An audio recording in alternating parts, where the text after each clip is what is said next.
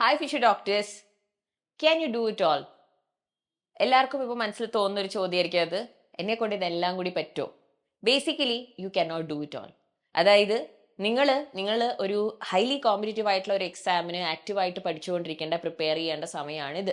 Okay, നമ്മൾക്ക് human beings ആണ്, നമുക്ക് മൾട്ടി ടാസ്കിങ്ങിനുള്ള കഴിവുണ്ടെന്നൊക്കെ എല്ലാവരും പറയും. പക്ഷേ when you are preparing for something so competitive, ഈ വർഷത്തെ എക്സാം ഒക്കെ it's going to be really tough. So don't think that എനിക്ക് ഈ സമയത്ത് തന്നെ എനിക്ക് പഠിക്കാൻ പറ്റും, പഠിക്കുന്നതിനൊപ്പം തന്നെ എനിക്ക് എൻ്റെ ഫ്രണ്ട്സിൻ്റെ കൂടെ പോയി അവരുടെ കൂടെ ടൈം സ്പെൻഡ് ചെയ്യാനും പറ്റും, എനിക്ക് എൻ്റെ റിലേറ്റീവ്സിനെ ഒക്കെ സാറ്റിസ്ഫൈ ചെയ്ത് എല്ലാ ഫാമിലി ഫംഗ്ഷനും എല്ലാ കല്യാണത്തിനും എനിക്ക് പോകാനും പറ്റും, എനിക്ക് എൻ്റെ ഫേവറേറ്റ് വെബ് സീരീസ് പുള്ളിരുന്ന് കണ്ട് തീർക്കാനും പറ്റും, എനിക്ക് എൻ്റെ ഇൻസ്റ്റഗ്രാമിൽ എല്ലാം റെഗുലറായിട്ട് അപ്ഡേറ്റ് ചെയ്യാനും പറ്റും. Don't think you can do it all. That is not correct. You are wasting a lot of time then. Okay, so please don't focus on doing that right now. ഇപ്പൊ നമുക്ക് ഒട്ടും സമയമില്ല. ദയവ് ചെയ്ത് മക്കൾ വിചാരിക്കരുത് എനിക്ക് ഭയങ്കര ഇതാണ്, എനിക്ക് എല്ലാം ചെയ്യാൻ പറ്റും, എനിക്ക് മൾട്ടി ടാസ്ക് ചെയ്യാൻ പറ്റും, ഫ്രണ്ട്സിൻ്റെ കൂടെയും ടൈം സ്പെൻഡ് ചെയ്യാം, എല്ലാവരോടും സംസാരിക്കാം, റിലേഷൻഷിപ്സും മെയിൻറ്റെയിൻ ചെയ്യാം. Don't go for all of that. Okay, please choose your circle wisely. നിങ്ങൾക്ക് എന്താണ് ചെയ്യേണ്ടത്, ഈ സമയത്ത് നിങ്ങളുടെ അൾട്ടിമേറ്റ് ഗോൾ എന്താണ്, അതിൽ മാത്രം ഫോക്കസ് ചെയ്യുക. കാരണം നിങ്ങൾ ഒരുപാട് പേര് അങ്ങനെ ഒരുപാട് സമയം ഇപ്പോൾ വേസ്റ്റ് ചെയ്യുന്നുണ്ട്. ആൻഡ് ഓൾസോ ഞാൻ കുറച്ച് ടിപ്സ് നിങ്ങൾക്ക് പറഞ്ഞുതരാം. ഒരു 10 പോയിന്റ്സ് ആണ് ഞാൻ പറഞ്ഞുതരാൻ ഉദ്ദേശിക്കുന്നത്. നിങ്ങൾക്ക് എപ്പോഴും ഇപ്പോഴുള്ള ഒരു പ്രശ്നം, നിങ്ങൾ എത്ര പഠിച്ചിട്ടും നിങ്ങളുടെ മോക്ക് എക്സാമിലെ മാർക്ക് കൂടുന്നില്ല എന്നുള്ളതാണ്. അതേപോലെ ഇപ്പം നിങ്ങൾ എഴുതുന്ന എക്സാം ഒക്കെ പുതിയ നീറ്റ് പാറ്റേൺ അനുസരിച്ചിട്ടുള്ളതാണ്. അതായത് നിങ്ങൾക്ക് ഓപ്ഷൻസ് ഇല്ല. സോ ഒബ്വിയസ്ലി നിങ്ങളുടെ മാർക്കുകളിൽ അതേപോലുള്ള വ്യത്യാസമുണ്ട്. 45 ക്വസ്റ്റ്യൻസ് മസ്റ്റായിട്ട് നിങ്ങൾ എല്ലാ സബ്ജക്റ്റിലും എഴുതുന്നുണ്ട്. അത് നല്ലതാണ്, ബിക്കോസ് നീറ്റ് പാറ്റേണുമായിട്ട് നിങ്ങൾ നല്ല യോജിച്ച് പോവും. പക്ഷേ ഇതിൽ നമുക്ക് എങ്ങനെ നെഗറ്റീവ് മാർക്കിംഗ് ഒഴിവാക്കണം, അതിൽ നമ്മൾ ഫോക്കസ് ചെയ്യണം. ഓക്കെ, അപ്പോൾ ഒന്നാമതായിട്ട് നിങ്ങൾ ഡിസൈഡ് ചെയ്യുക. Okay, it's now or never. ഇപ്പൊ തീരുമാനിക്കുക, ഈ വർഷം ഇതെന്റെ ലാസ്റ്റ് ചാൻസ് ആണ് നീറ്റ് എക്സാം എഴുതാനുള്ളത്. ഈ വർഷം ഞാൻ ക്ലിയർ ചെയ്തില്ലെങ്കിൽ പിന്നെ എനിക്കൊരു അവസരം ഇല്ല എന്നുള്ള രീതിയിൽ അങ്ങനെ അങ്ങ് വിചാരിച്ച് പഠിച്ചോ. കാരണം ഇനി ആ ഒരു ആറ്റിറ്റ്യൂഡ് മാത്രമേ നമ്മളെ സേവ് ചെയ്യാൻ പോകുന്നുള്ളൂ. So please make up your mind. Just this time, ഈ പ്രാവശ്യം ഞാൻ ക്ലിയർ ചെയ്യും, ഈ പ്രാവശ്യം ഞാൻ എങ്ങനെയെങ്കിലും പഠിച്ച് ഞാൻ എൻ്റെ ഡ്രീം സ്കോറിലേക്ക് എത്തും. Okay, please do that. Because നിങ്ങൾക്കറിയാം, നമ്മുടെ നാട്ടിൽ ഇപ്പം നീറ്റിന് നമുക്ക് അറ്റംപ്റ്റ് ലിമിറ്റ്സ് ഇല്ല. ഇനി വർഷങ്ങൾ കഴിയുന്നതോറും അതിൽ മാറ്റം വരുമോ എന്ന് അറിയില്ല. പക്ഷേ ഇതുവരെയുള്ളത് ഇതെങ്ങനെയാന്ന് വെച്ചാൽ ഒരു വർഷം പഠിക്കുന്നു, ഇല്ല ഇനി അടുത്ത വർഷം അവസരം ഉണ്ടല്ലോ, 2 വർഷം പഠിക്കുന്നു, 3 വർഷം പഠിക്കുന്നു, അങ്ങനെ ഒരുപാട് വർഷങ്ങളായിട്ട് ഈ എക്സാമിന് വേണ്ടി പ്രിപ്പയർ ചെയ്യുന്ന ആൾക്കാരുണ്ട്. അല്ലെങ്കിൽ മറ്റു പല കോഴ്സസ് പഠിച്ചിട്ട് അതിൽ നിന്ന് പാർഷ്യൽ ഡ്രോപ്പ് ചെയ്ത് ഇതിനു വേണ്ടി പഠിക്കുന്നവരുണ്ട്.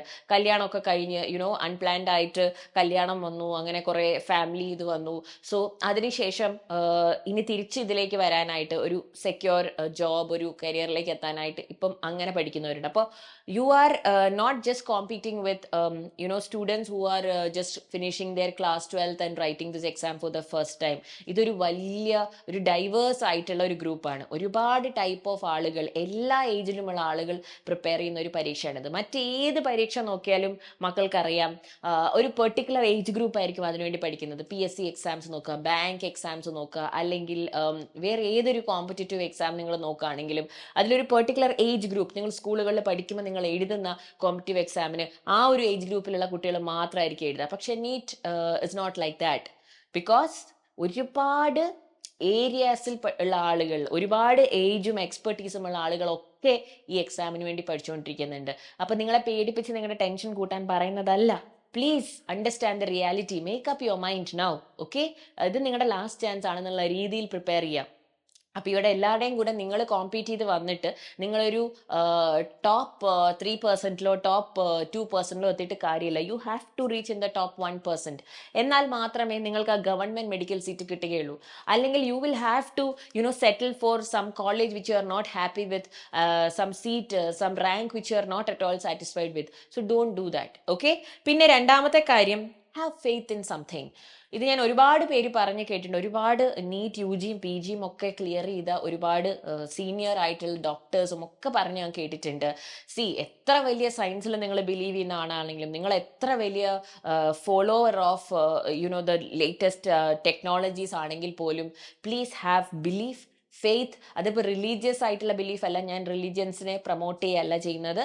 പക്ഷേ ഒരു അൾട്ടിമേറ്റ് പവർ ഉണ്ട്, ഇതിന്റെ ഒക്കെ എന്താണ് തീരുമാനിക്കുന്നത്, ബിയോണ്ട് ഒരു കൺട്രോൾ ഉള്ള ഒരു പവർ ഉണ്ടെന്നുള്ള ഒരു വിശ്വാസം നിങ്ങൾക്ക് ഉണ്ടെങ്കിൽ please make sure you pray to that power. ഒരു ദിവസം ഒരു 5 minutes എങ്കിലും to be thankful for everything, to be grateful for all the opportunities you have. പഠിക്കാൻ പറ്റുന്ന അവസരത്തിനെ കുറിച്ചും ഒക്കെ എല്ലാത്തിനെ കുറിച്ചും താങ്ക്ഫുൾ ആയിട്ട് മൈൻഡ് ഒന്ന് റിലാക്സ് ചെയ്യുക. അപ്പം അങ്ങനെ താങ്ക്ഫുൾ ആയിരിക്കുന്നത് നമുക്ക് എപ്പോഴും എന്താ പറയാ, നമ്മുടെ പ്രശ്നങ്ങൾ പോയി പറയാൻ, നമുക്ക് റിപ്പോർട്ട് ചെയ്യാൻ ഒരു പവർ ഉണ്ട് അല്ലെ, ഒരു ഫെയ്ത്ത്ഫുൾ ഒരു ഉള്ളത് നമ്മളെ ഒരുപാട് ഹെൽപ്പ് ചെയ്യും. അതായത് നമ്മുടെ മൈൻഡിനെ കാം ചെയ്യാനും നമ്മൾക്കൊരു ഹോപ്പ് തരാനും ഹെൽപ്പ് ചെയ്യും. ബിക്കോസ് എന്താ പറയുന്നത്, having belief, faith gives you a lot of hope. അപ്പോൾ നിങ്ങൾ ഏത് റിലീജിയനാണോ വിശ്വസിക്കുന്നത്, അല്ലെങ്കിൽ ഏത് ഫെയ്ത്ത് ആണോ നിങ്ങൾ ഫോളോ ചെയ്യുന്നത്, please make sure U pray and you are thankful for everything that you have, and that's very important. പിന്നെ നമ്മളുടെ ഏറ്റവും വലിയ പ്രശ്നമാണ് നമുക്ക് മാർക്ക് കിട്ടുന്നില്ല. നമ്മുടെ മാർക്ക് ഇമ്പ്രൂവ് ചെയ്യുന്നത് എപ്പോഴാണ്? നമ്മുടെ മിസ്റ്റേക്ക് നമ്മൾ അവോയ്ഡ് ചെയ്യും. അപ്പം മിസ് എപ്പോഴും പറഞ്ഞു തരുന്ന കാര്യമാണ്, ഓരോ എക്സാമും നിങ്ങൾ എഴുതി കഴിയുമ്പോൾ നമ്മൾക്ക് തെറ്റിപ്പോകുന്ന ക്വസ്റ്റ്യൻസ് ഒരു ബുക്കിൽ എഴുതി വെക്കുക, ഒരു റഫ് ബുക്കിൽ നോട്ട് ചെയ്യുക, ഒരു മിസ്റ്റേക്ക് ബുക്ക് മെയിൻറ്റെയിൻ ചെയ്യുക. എന്നിട്ട് ഓരോ സബ്ജക്റ്റിനും ഫിസിക്സ്, കെമിസ്ട്രി, ബോട്ടണി, സുവോളജിയിൽ നമ്മൾ തെറ്റിപ്പോയ ക്വസ്റ്റ്യൻസ് എഴുതി വെക്കുന്നു. Why you made a mistake in that question, എന്ത് റീസൺ കൊണ്ടാണ് അത് തെറ്റിപ്പോയത്? NCERT വായിക്കാഞ്ഞിട്ടാണോ, കോൺസെപ്റ്റ് മനസ്സിലാവാഞ്ഞിട്ടാണോ, അല്ലെങ്കിൽ സമയം കിട്ടാഞ്ഞിട്ടാണോ, പെട്ടെന്ന് ഓർമ്മ കിട്ടാഞ്ഞ് ബ്ലാക്ക് ഔട്ട് ആയി പോയതാണോ? What was the reason? Okay, അതവിടെ എഴുതി വെക്കുക. ആൻഡ് അതിന്റെ സൊല്യൂഷനും എഴുതി വെക്കുക. And next time before you go for the next mock exam, that has to be your final reference material. അപ്പൊ അതൊന്ന് എല്ലാവരും നോട്ട് ചെയ്യുക. പിന്നെ നാലാമതായിട്ട് എനിക്ക് പറയാനുള്ള പോയിന്റ്, അപ്പം മിസ് മൂന്നാമത് പറഞ്ഞ പോയിന്റ് ആണ് maintaining a mistake book and not repeating your mistakes. നമ്മുടെ മിസ്റ്റേക്സ് നമ്മൾ റിപ്പീറ്റ് ചെയ്യുന്നില്ലെങ്കിൽ നമ്മുടെ സ്കോർ ഡെഫിനറ്റ് ആയിട്ടും ഇംപ്രൂവ് ചെയ്യും. അഞ്ചാമതായിട്ട് നമ്മളെ മെമ്മറൈസ് ചെയ്യാൻ ഏറ്റവും കൂടുതൽ ഹെൽപ്പ് ചെയ്യുന്ന കാര്യമാണ്, നമുക്ക് എപ്പോഴും മറന്നു പോകുന്ന, ഓർമ്മ കിട്ടാതെ കൊണ്ടാണ് ചിലപ്പോൾ നമുക്ക് മിസ്റ്റേക്കുകൾ വരുന്നത് അല്ലെ, ക്രിയേറ്റീവ് വിഷ്വലൈസേഷൻ. അതായത് നിങ്ങൾ ഒരു കോൺസെപ്റ്റ് പഠിക്കുമ്പോൾ ഒരു കഥയിലൂടെ ഒരുപാട് പേരുകൾ, ഒരുപാട് നമ്പേഴ്സ്, ഒരുപാട് കാര്യങ്ങൾ, ഒരുപാട് സയന്റിസ്റ്റിന്റെ പേരുകളൊക്കെ നിങ്ങൾക്ക് ഓർത്തെടുക്കാനുണ്ടെന്ന് വിചാരിക്കുക. ഒരു കോൺസെപ്റ്റ് പഠിക്കുമ്പോൾ ക്രിയേറ്റീവ് വിഷ്വലൈസേഷനുള്ള ഒരു സ്റ്റോറിയിലൂടെ ഓർത്തെടുക്കുന്നത് പോലെ നമുക്കത് ഓർത്ത് വെച്ചാൽ നമുക്ക് ഓരോ പോയിന്റും കണക്ട് ചെയ്ത് ആ എൻറ്റയർ കോൺസെപ്റ്റ് നമുക്ക് ഓർമ്മയുണ്ടാവും. അപ്പം ഞാൻ നിങ്ങൾക്ക് പ്ലാങ്കിങ് ഡോക്ക് പഠിപ്പിച്ചപ്പം, ആൽഗെ പഠിപ്പിച്ചപ്പോഴാവട്ടെ, അല്ലെങ്കിൽ ബയോളജിക്കൽ ക്ലാസിഫിക്കേഷൻ പഠിപ്പിച്ചപ്പോൾ, ഫംഗസിന്റെ എക്സാമ്പിൾസ് പഠിപ്പിച്ചപ്പോഴാവട്ടെ, അപ്പോഴൊക്കെ ഞാൻ ഒരുപാട് സ്റ്റോറീസ് പറഞ്ഞു തന്നിരുന്നു.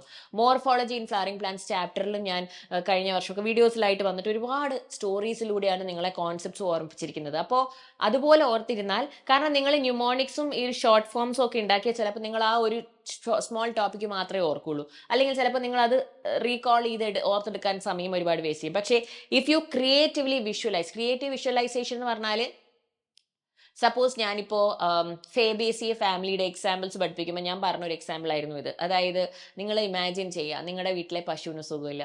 അപ്പം ആ പശുവിന് എന്താ പറയുക, മരുന്ന് കൊടുക്കാനായിട്ട് നമ്മൾ കൊടുത്ത മരുന്നൊന്നും റെഡി ആവുന്നില്ല. അപ്പം ആ പശുവിന് മരുന്ന് കൊടുക്കാനായിട്ട് നമ്മൾ എവിടുന്നാണ് കൊണ്ടുവരുന്നത്? സെസ്ബാനിയയിൽ നിന്നും, ആഫ്രിക്കയിൽ നിന്നും ഡോക്ടേഴ്സിനെ കൊണ്ടുവരികയാണ്, ഡോക്ടർ സെസ്ബാനിയ. അപ്പം അങ്ങനെ നമ്മൾ സെസ്ബാനിയ വരുന്നത് 3 അസിസ്റ്റൻസിന്റെ കൂടെയാണ്. അപ്പം ട്രൈഫോളിയം സെസ്ബാനിയ ഫോർഡർ ആയിട്ട് യൂസ് ചെയ്യുന്ന പ്ലാന്റ്സ് ആണ്.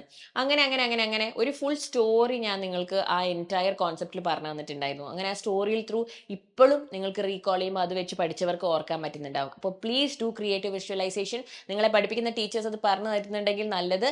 If not, please make sure on stories that will help you. And also flow ചാർട്ട്സും ടേബിൾസും, ഫ്ലോ ചാർട്ടിലൂടെ കാര്യങ്ങൾ ഓർത്ത് വെക്കുന്നത്, ടേബിൾസിലൂടെ മെമ്മറൈസ് ചെയ്യാൻ ശ്രമിക്കുന്നത് ഓൾസോ വിൽ ഹെൽപ്പ് യു. പക്ഷെ please make sure you connect each and everything. ഈ സ്റ്റോറീസ് ഭയങ്കര ഹെൽപ്ഫുൾ ആണ്.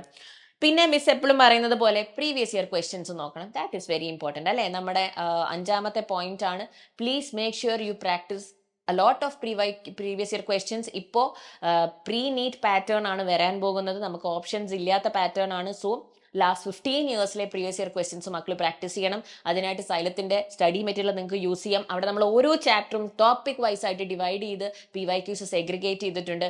Please make sure you refer that and use that. പിന്നെ നിങ്ങൾ ചെയ്യേണ്ട ഏറ്റവും ഇമ്പോർട്ടൻ്റ് ആയിട്ടുള്ള കാര്യം, ഇനി അങ്ങോട്ടുള്ള സമയത്ത് നിങ്ങളുടെ ഹെൽത്ത് ഇതിന് ഏറ്റവും ഇമ്പോർട്ടൻസ് കൊടുക്കുക.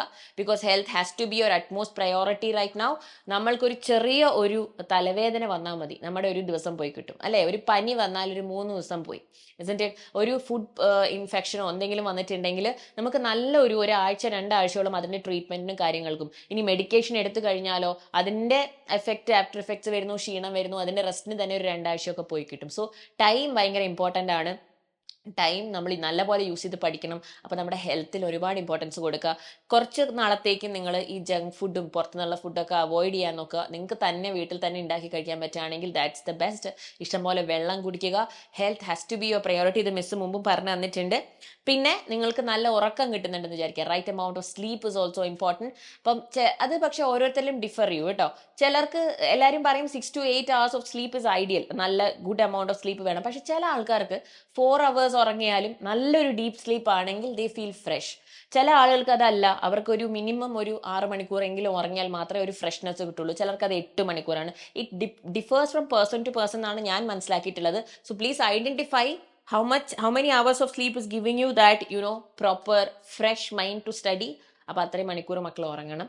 പിന്നെ നിങ്ങൾക്ക് എന്തെങ്കിലും മെന്റൽ ബ്ലോക്കേജ് ഈ സമയത്ത് അത് പോസിബിൾ ആണ് അല്ലേ, നിങ്ങൾക്ക് ഒരുപാട് ആങ്സൈറ്റി ഉണ്ട്, ടെൻഷൻ ഉണ്ട്, ചിലതൊന്നും നിങ്ങൾക്ക് എത്ര ഷെയർ ചെയ്തിട്ടും അത് എന്താ പറയുക സാറ്റിസ്ഫാക്ഷൻ കിട്ടുന്നില്ല. അപ്പം you will need professional help. So please seek professional help. നിങ്ങളുടെ ഫിസിക്കൽ ഹെൽത്ത് ടേക്ക് കെയർ ചെയ്യാൻ മിസ് പറഞ്ഞതുപോലെ നല്ല ഫുഡ് കഴിച്ചും വെള്ളം കുടിച്ചും ഉറങ്ങിയും ഒക്കെ ടേക്ക് കെയർ ചെയ്യാൻ പോകുന്ന പോലെ തന്നെ ഇമ്പോർട്ടൻ്റ് ആണ് നിങ്ങളുടെ mental health. That's very important. And ഇപ്പം these days it's not that difficult to find a good counsellor or a psychologist. അപ്പോൾ അവരുടെ ഹെൽപ്പ് തേടുക, പ്രൊഫഷണൽ ഹെൽപ്പ് സീക്ക് ചെയ്യുക. ചിലർക്ക് മെഡിക്കേഷൻസ് ഒക്കെ വേണ്ടി വരും. വാട്ട് എവർ ഇറ്റ് ഈസ് നിങ്ങളുടെ പേരൻസിനോട് പറയാം, നിങ്ങളുടെ കൂടെയുള്ളവരോട് പറയാം. എന്നിട്ട് please seek professional help as needed.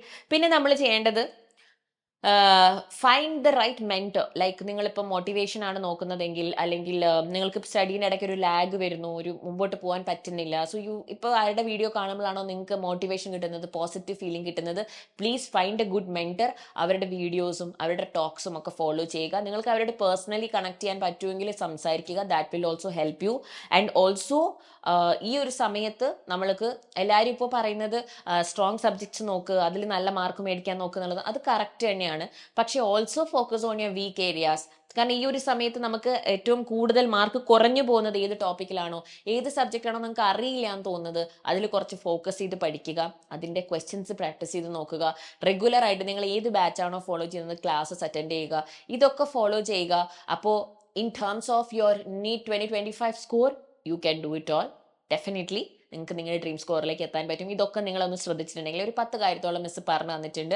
And also ഒരുപാട് നല്ല മാർക്കൊക്കെ വാങ്ങിച്ച് നല്ല റാങ്ക്സ് ഒക്കെ വാങ്ങിച്ച് ക്ലിയർ ചെയ്ത ഒരുപാട് നീറ്റ് ആസ്പിരൻസും ഇപ്പോഴത്തെ ഡോക്ടേഴ്സും ഒക്കെ പറയുന്ന പോയിന്റ്സ് ആണ് മിസ് നിങ്ങൾക്ക് പറഞ്ഞു തരുന്നത്.